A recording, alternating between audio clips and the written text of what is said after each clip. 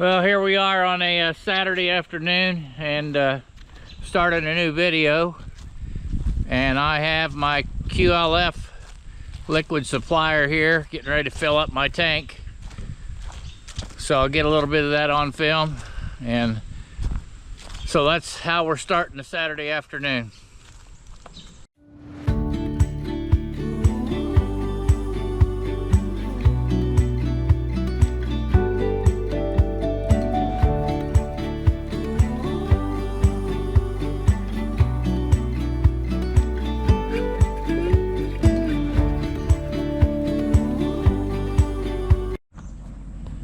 Well, this is Miller Liquid Feeds out of Bloomfield, Indiana that services it. So if you're one of my YouTubers from southwestern Indiana, he can probably fix you right up. And this is QLF, which stands for Quality Liquid Feeds. And he fills it up with a tank in the back of his truck with the pump, and it doesn't take long to fill it up.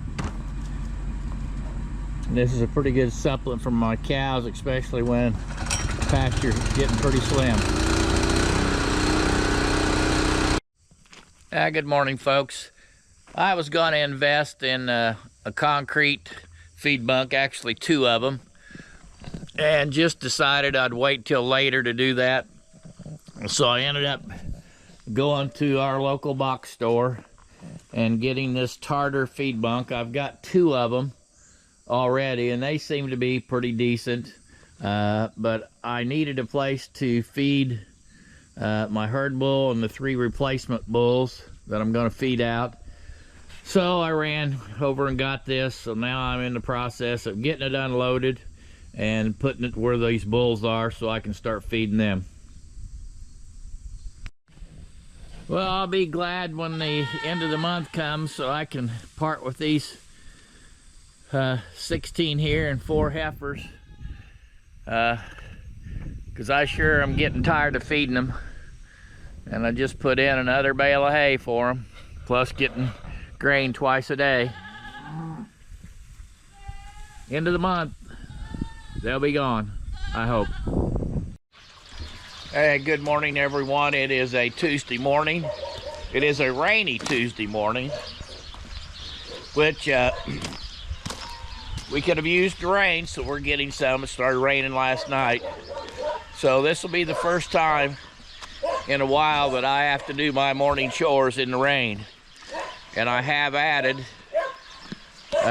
3 young bulls and my herd bull to the list of animals I have to feed. So maybe I'll get them on the camera this morning. It took these bulls a sum total of 1 day to figure out what the feed bunk was, which is a good thing. 3 January, February this year bull calves that I'll feed for breeders next year. Then my herd bull.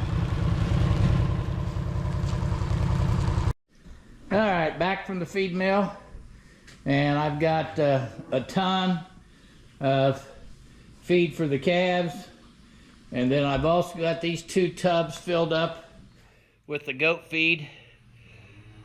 I've got the mineral, 2 extra bags of mineral, and over there I've got the 2 bags of horse feed. So I've got everything for a little bit. Don't know how long this feed will last, but hopefully I don't have to go back to the feed mill before I go to Denver, but I'm guessing I will. Little afternoon update. Well, it is sale barn day here at the White River Valley Feeder Association. We're taking cattle in until noon, cows, calves, and bulls. And I work here, and so I'm gonna let cattle into the scales and off the scales. And the process is they bring them up these alleyways here. They put tags on them so we know what number they are and the owners, unless there's a direct pen, which takes 6 or more of similar size and kind from one owner. We sell those as directs. So that's the process today. Okay, getting ready to load up the alleyway to put tags on these. Get the across the scale. Barn manager, Andrew Redaway, the cow whisperer. I got away with these things. He claims he has a way with these things, but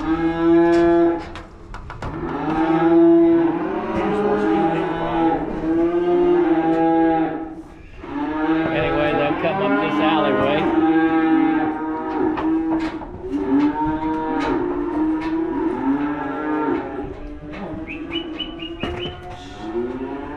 I'm gonna buy them 2 little ones.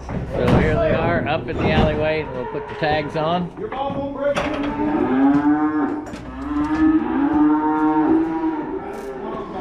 So there's the tags. I put one on each side. Same set. There's the tags. And then they go from there onto the scales.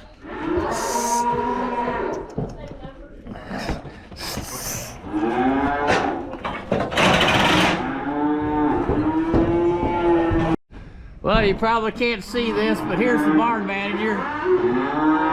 OSHA approved. Changing a light bulb. Hey, he's standing up first. I'll load it with a cow.